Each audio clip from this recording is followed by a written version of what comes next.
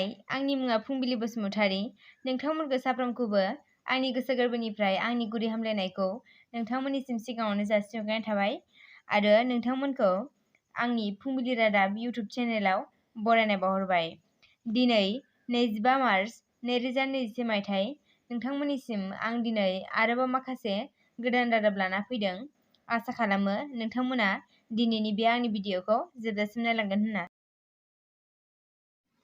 Prime minister Narendra मदिया Assam Lakhimpur जिल्लानि फोसावदिं मेलाव बेरेखा दोलोखौ गाग्लोबदों।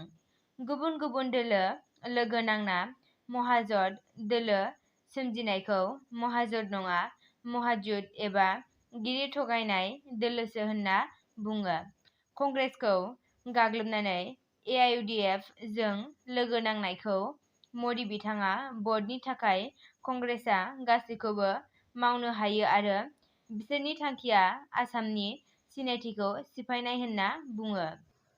आरो कंग्रेसनि मेनिफेस्ट'आव मोन 12 रादायखौ मदिया गाग्लोबना गठबन्धनआव खालि आयेननि बेरेखायै आसामाव हाबफैनाय आरो जाख्ल'नायखौल' रादाय होदों होनना बुङो। कंग्रेसनि दैदेनगिरि गौरब गगैआ बुधबारखालि ANI जों सावरायना गगैआ बुंदों दि जुदि बिधान सभा बिसायख'थियाव महाजोत दोलोआ देरहायो अब्ला बांसिन सिटआनो बिसायख'थिनि गेलेनायखाय कंग्रेस दोलोनिफ्रायनो चिफ मिनिस्टारआ जागोन होनना बुङो। गठबन्धनखौ CAA नि हेंथायै दानाय जादों होनना बुङो।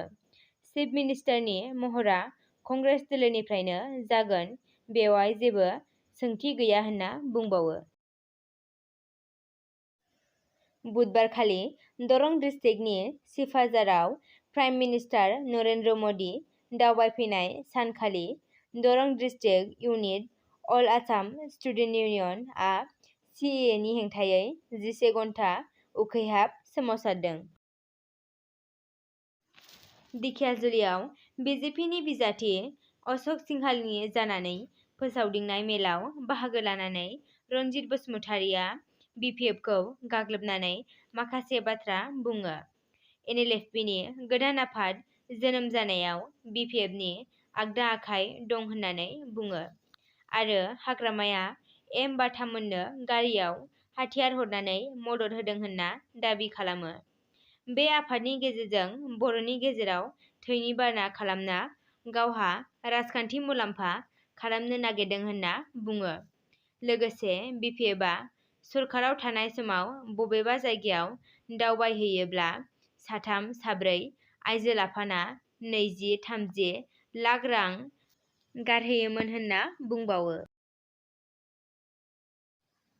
दाब दाब जायगायाव कर'ना भाइरास बांनायनि जाउनाव आसामावबो आसामनि गेदेरथार फोरबो बैसागु फालिनायाव हेंथा फैनो हागौ।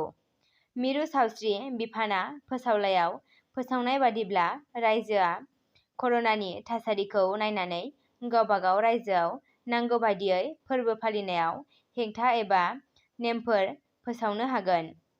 फैबाय थानाय फोरबो जेरै हलि, बैसागु आरो गोबां फैगौ फोरबो आरिखौ डिजास्टार मेनेजमेन्ट एक्ट 2005 नि 22 सेक्सननि सिङाव मोनफ्रोमबो रायजोआव सुबुं थुबुर एबा फोरबो फालिनायनिफ्राय हेंथा होनो हायो होनना फोरमायो। दिनैनि रादाबा एसेनोसै। नोंथांमोना जुदि आंनि भिडिअखौ नायनानै मोजां मोनदोंब्ला लाइक, शेयार आरो चेनेलखौ साबस्क्राइब खालामनानै थुलुंगा होनो हागोन। गोजोन्थों।